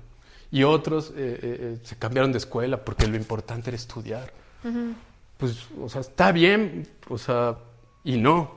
O sea, porque si lo que vas es a que te domestiquen para ser buen empleado, pues entonces sí, vete a tomar tu clase, pero ahorita mismo, ¿qué haces aquí politizándote y luchando socialmente, con conciencia política? No, si lo que quieres es ser un cuerpo dócil, maleable, sí, ya aquí de una vez vete iba a decir nombre de universidades, pero no importa. Pero es eso, ¿no? Si en la universidad, digamos, te enseñaran a pensar críticamente, pues sería muy distinta la manera en la que abordarías los proyectos, ¿no? Y la vida en general, ¿no? Y ya me desvié muchísimo. Pero regreso por ahí porque, para ir cronológicamente, sí empecé con Mariana justo el proyecto que se llamó, le llamábamos Tipologías, y tenía un subtítulo que era Vivienda Tradicional en México.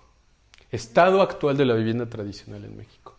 Que empezó en el sureste, pero en realidad logramos peinar como una buena parte también en el centro. Y ese proyecto es un proyecto que fue muy bello en su momento, muy conflictivo también, porque precisamente en este caminar de irse construyendo políticamente una subjetividad, digamos, política más consciente, pues llegamos a un punto en el que nos dimos cuenta que en realidad estábamos siendo unos extractivistas de mierda.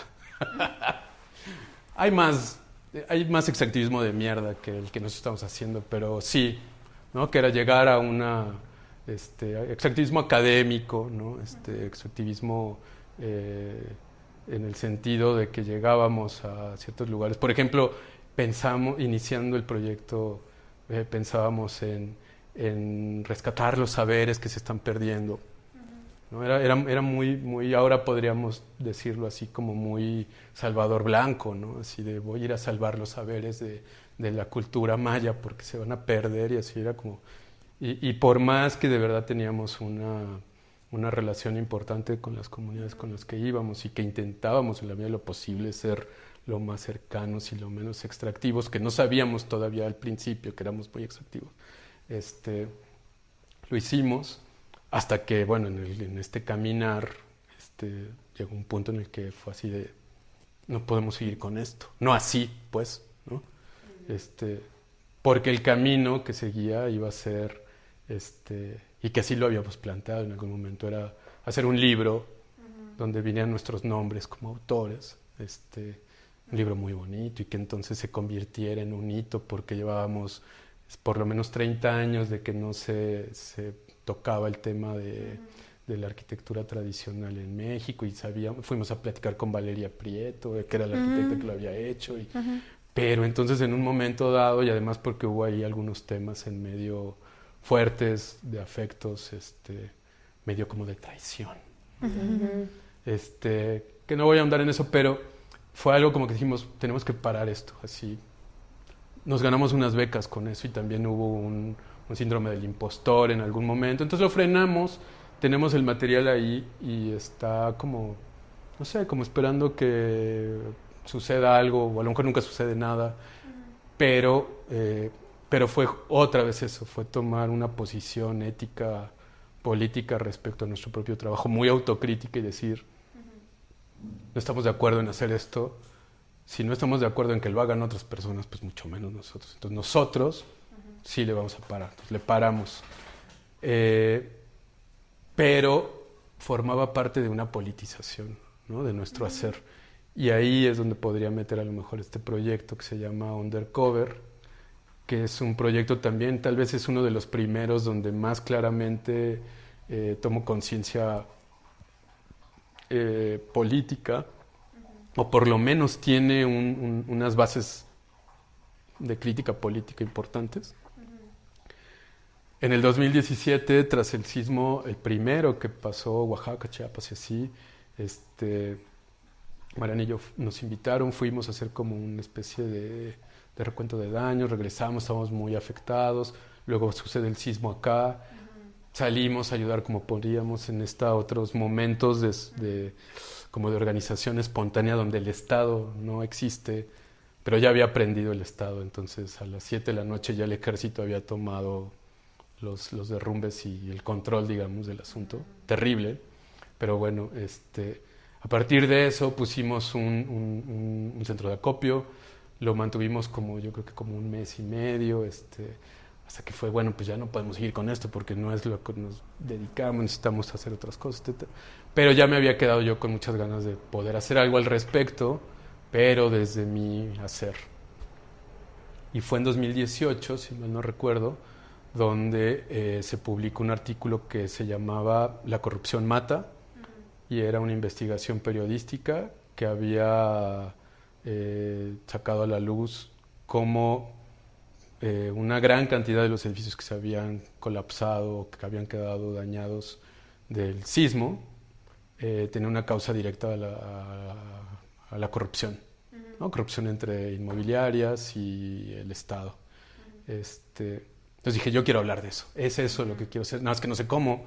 O sea, hablar de la corrupción para mí estaba difícil, porque precisamente la corrupción como producto del sistema capitalista y del poder que se ejerce permanece oculto. Su sino es estar oculto. Entonces, ¿cómo hablar de algo así?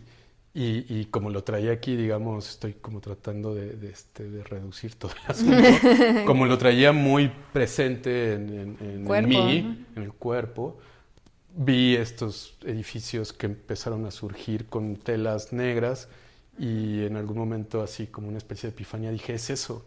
Ahí está la metáfora visual que necesito para hablar de lo oculto, que es la corrupción, y de la incertidumbre que genera a la sociedad, ¿no? Y entonces pues ya me aventé casi así como muy clavado, estuve fotografiando todos los edificios que podía, y además como lo empezaba a platicar, pues de repente me escribía alguien, oye, mira, acabo de ver y está en tal, y entonces me iba y lo fotografiaba y así. Luego vino la pandemia, y en la pandemia utilicé un poco de ese tiempo que nos dimos y que tomamos para editar el proyecto. Se lo envié a un amigo fotógrafo que es uno de los grandes fotógrafos actuales, contemporáneos, que se llama Alejandro Cartagena, que está en Monterrey, que también ha hecho fotografía de arquitectura, pero que es más artista y así, editor. Y me dijo, sí, está increíble, si quieres salir que lo editemos, yo ahorita tengo un contacto. Digo que tengo una fortuna así increíble, algo bueno de haber hecho en otra vida, probablemente alguien que me cuida. Bueno, entonces sí, y salió con una editorial, otra vez en Berlín, que se llama The Velvet Cell. La edición la hice con Cartagena, que Cartagena además es como un nombre así grande, ¿no? Entonces también estaba yo como muy emocionado de poder trabajar con él. Pero había ya ese tema político ahí, es el capitalismo produce corrupción y la corrupción mata. Entonces ese era el tema ahí, ¿no? Hay un textito que me escribió Fernanda Canales para ese libro, que está en el libro, quiero decir, donde da un poquito también cuenta de esto, y bueno, quedó ese libro. El proyecto es más amplio que el libro. Fue seleccionado para la Bienal de Fotografía, que también fue un logro muy importante en mi hacer. Sí, no es el centro de la imagen, siempre había ido a la Bienal a verla y era como el non plus ultra de la fotografía contemporánea mexicana, estaba ahí, entonces de repente ya yo estaba también ahí, entonces fue algo increíble. Ya no sé qué tanto decirles porque siento que de repente estoy así, divago demasiado. No, creo que Dominio, porque Dominio es también de los proyectos que precisamente ahora último, por lo que entiendo, o sea, sí, este es el libro que igual lanzaste hace muy poco, ¿no? O sea, que sí. Lo comentaste yo solo vi tu libro en esta feria que se hizo en el edificio Humboldt. Ajá. No pude ir a la presentación, pero sí... Ay, no me acuerdo cómo se llamaba Bueno, ahorita nos acordamos. Sí, pero sí, fue ahí. sí, tampoco me acuerdo Una el nombre. presentación, Pero ahí tienes documentado todo este material de finalmente explotación del territorio para generar estos objetos arquitectónicos de los que hablábamos. Sí, de hecho, dominio es como una especie de síntesis de este pensamiento crítico en el que me he metido sobre la producción arquitectónica. Porque el libro es, digamos, como una especie de un capítulo, como un primer capítulo. Este proyecto, que ha tenido varios nombres, le empecé llamando Pasaje Tierra. La primera foto que hice de ese proyecto es en 2014. 10 años. Y se ha ido cocinando poco a poco, que también es algo interesante y que tiene que ver mucho con mi proceso creativo, que es como que los proyectos ahí van, ¿no? Se mueven en paralelo, de repente uno lo dejo, de repente otro sale o hago uno chiquito. Bueno, pero entonces Dominio, el que ahora llamo Dominio, es un proyecto mucho más complejo porque precisamente trata de abarcar la complejidad de la producción arquitectónica. Y esta primera parte, que es la de minas y canteras, es una parte en la que abordo a la producción arquitectónica, pero desde un concepto de un geógrafo radical marxista que se llama Neil Smith, que él llama la producción de la naturaleza. Es decir, la producción arquitectónica produce naturaleza. ¿Qué naturaleza produce? Esta, ¿no? Una naturaleza precarizada, contaminada, jodida, explotada. ¿Por qué? Pues porque en el paradigma de este modelo civilizatorio moderno, la naturaleza es algo externo a nosotros, que es apropiable, explotable, que se puede dominar, de ahí viene el título del proyecto amplio que se llama Dominio, para tu beneficio. Y además, algo muy importante es hablar de la intensidad con la que se explota y se extrae, porque siempre se ha extraído piedra para hacer casas, para históricamente, claro, pero la intensidad con la que se hace ahora es la diferencia, ¿no? Y además el objetivo también ha variado, ¿no? O sea, el objetivo hoy de hacer vivienda, que es la financiarización de la vivienda, no es dotar de habitación, sino generar una mercancía. Sí, no se resuelve el derecho a la vivienda, no, sino absoluto, que es la mercancía. Al contrario, ¿no? Sí, la se comercialización. precariza más. Y entonces este proyecto como que voltea a ver esa primera parte y también estoy muy contento con ese proyectito porque el libro en particular, porque me tomó mucho tiempo aventarme así a editarlo, o sea, publicarlo, quiero decir, porque salió publicado con la editorial Gato Negro, que es una editorial bien chida, que yo quiero un chingo y desde antes. Entonces cuando me invitaron a publicar con ellos, dije que sí inmediatamente, pero nos tomó mucho tiempo porque yo no me sentía muy a gusto en la manera en cómo sacar esa parte sin fetichizar otra vez ahora, estetizar la mina, ¿no? Y entonces estuvimos dando vueltas, o sea, ya estaba armado como visualmente, pero no lograba encontrar la salida, entonces escribí textitos, pero eran entre medio muy académicos o como que no lograban amarrar. Pensé en invitar a alguien a escribir. Así. Entonces, como Mariana es como mi lectora y mi coach, entonces una vez que escribí algo, se lo enseñé y la primera frase con la que arrancaba ese textito decía: este es un libro de arquitectura, punto, y me soltaba a darte una explicación. Entonces Mariana lo leyó y me dijo, no, como que siento que no agarra. Entonces así como que en mi frustración le dije, ay, ya, y si nada más dice este es un libro de arquitectura, y fue así como, sí, nada más eso, o sea, no necesita nada más, porque justo la idea, y además te digo que se engarza con un montón de cosas que estaba pensando, que estaba leyendo, que estaba viendo, ¿no? Estaba en ese momento como muy clavado con un librito y el pensamiento de Bertolt Brecht respecto al montaje crítico, y entonces Bertolt Brecht tiene unos libros en donde hace agenciamientos, le llaman, ¿no? Entre imagen y texto, y entonces cuando lees el texto y ves la imagen y viceversa, surgen cosas que no están ni en el texto ni en la imagen, sino es como el 1 más 1 es igual a 3, digamos, ¿no? Y entonces yo estaba muy clavado en eso y justo fue lo que pasó, como que cuando decidí que el libro llevara ese texto así como algo vertebral, clave, pues justo la idea era esa, ¿no? Es como cómo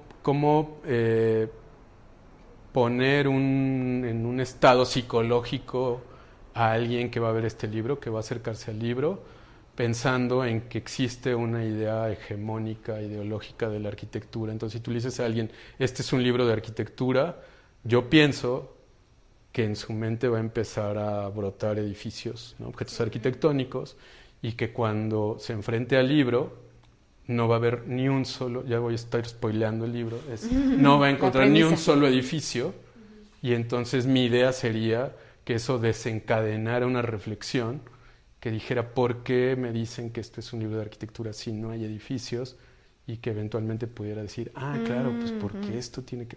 Y entonces aquí este libro tiene un montón de cosas, porque hoy lo que creo que me interesa más es hacer relaciones, estos agenciamientos, cómo logro relacionar cosas que parece que no están ligadas, relacionadas, o que las han desligado ideológicamente, cómo volverlas a poner en conjunción, cómo ligarlas, agenciarlas, y que eso permita reflexiones, no mi reflexión es la mía, pero hay un tipo de imágenes, te digo, en esto de filosofía de la imagen, si me clavo mucho me dicen, que le llaman imágenes pensativas, ¿no? Eso es de un seminario que tomé con un filósofo, fotógrafo peruano, que se llama Alejandro León Canoc, y él habla de las imágenes pensativas, y digamos que su contraparte, yo digo que son las imágenes retinianas, ¿no? Las imágenes retinianas las ves, son espectaculares, las ves y ya se te quedan aquí en la retina. Las pensativas, que son las que a mí me interesan y que a mí me interesaría producir, son las que las traspasas. O sea, yo digo, ojalá mis imágenes desaparezcan tal que cuando veas la mina, dejes de ver la mina y te lleve a pensar en... Ajá, ¿no? sí. La palabra que digo es desencadenar reflexiones. Creo que todo el mundo reflexiona, pero están encadenadas, ¿no? Por estas ideologías hegemónicas. Bueno, entonces por ahí me clavo mucho.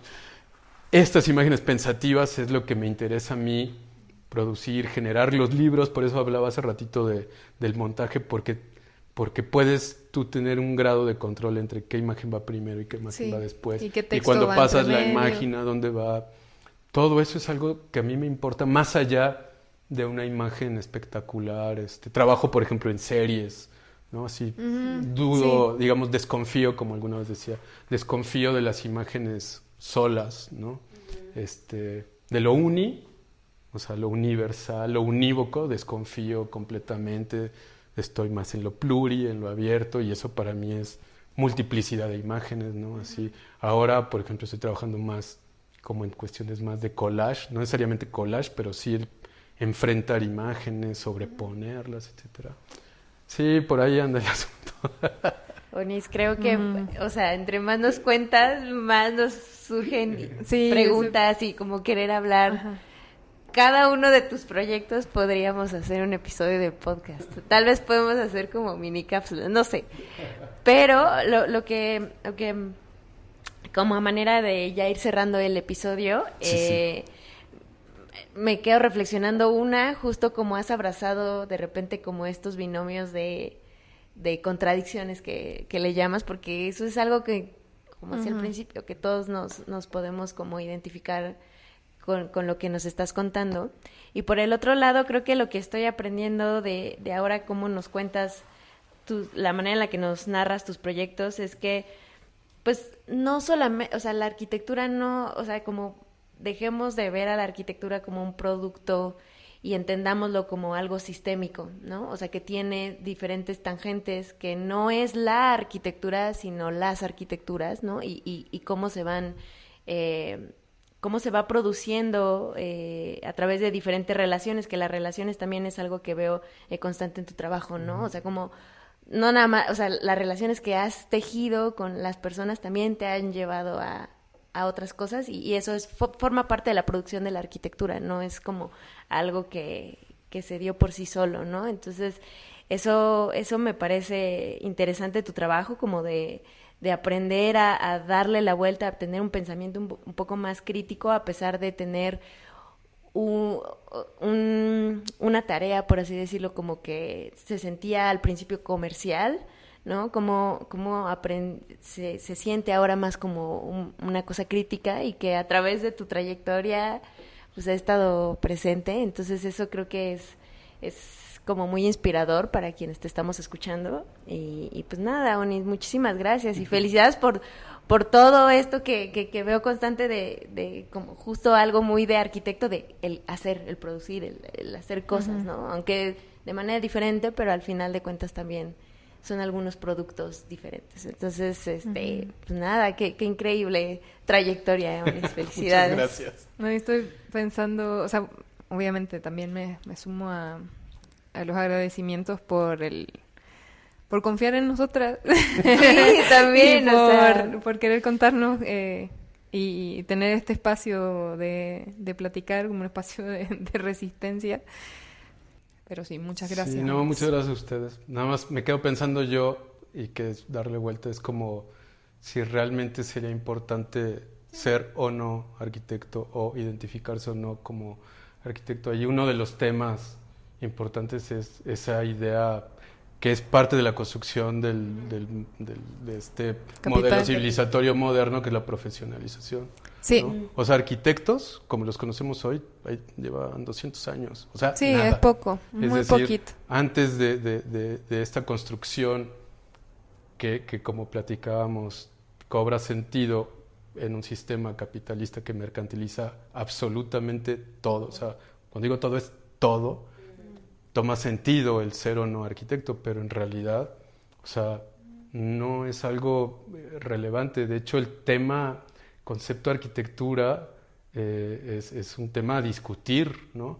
¿Qué es arquitectura y qué no es arquitectura? ¿Y en qué te basas? Pero en realidad sería como, no sé, ¿es relevante pensar en eso o no? A lo mejor sí, o a lo mejor sí, y justo no siendo como unívocos, así. A lo mejor en ciertos momentos sí es importante definir ciertas cosas, pero a lo mejor en otros cosas, ¿no? Y en otras no. Y disputarlo además, ¿no? O sea, a lo mejor hay que entrar en la disputa de la arquitectura como término para no dejarlo que se lo agencien ciertos personajes, ¿no?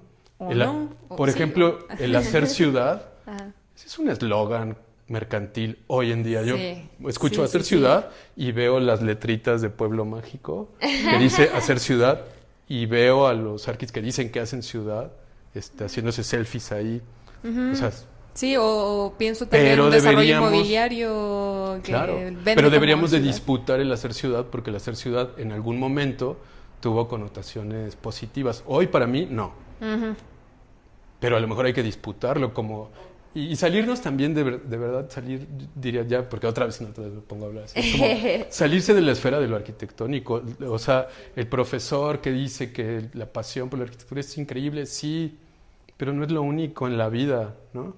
O sea, pensar, por ejemplo, ahorita pensaba en eso porque la palabra solidaridad nos la robó Salinas de Gortari y el neoliberalismo, pero hay que retomarla porque los lazos solidarios son los que van a hacer que sobrevivamos o no.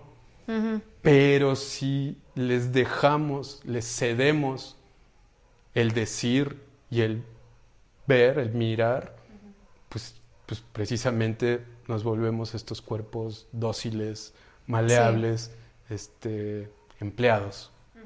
Y no por darle un sentido negativo a lo empleado, sino un empleado explotado, precarizado, que no tiene agencia. Y sin lo que mencionaba en un momento, una conciencia crítica de su realidad.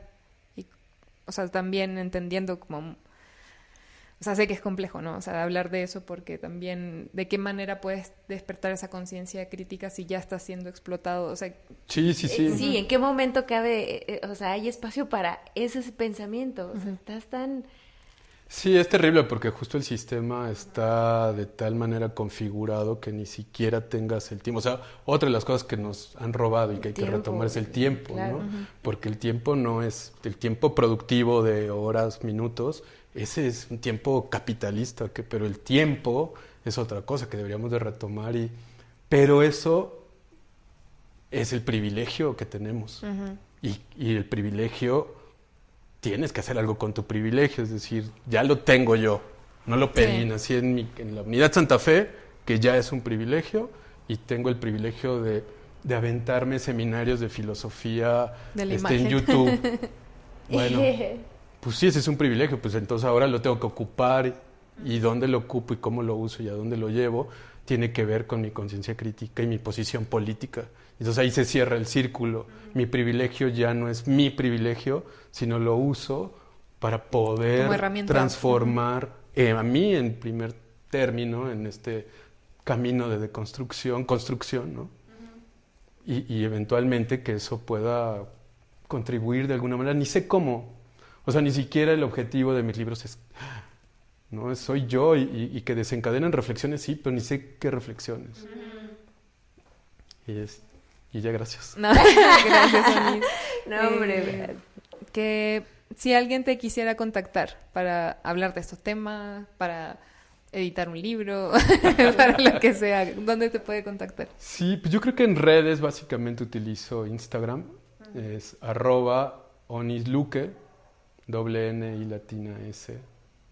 Luque es con Q de queso, _, y tengo ya ahorita, bueno, todavía no los logro separar, pero tengo una cuenta más de fotografía, de arquitectura comercial, que es _fotografía, Onisluque _fotografía, y otro que es más de mi hacer distinto, que le llamo agenciamientos visuales, que es Onisluque _archivo.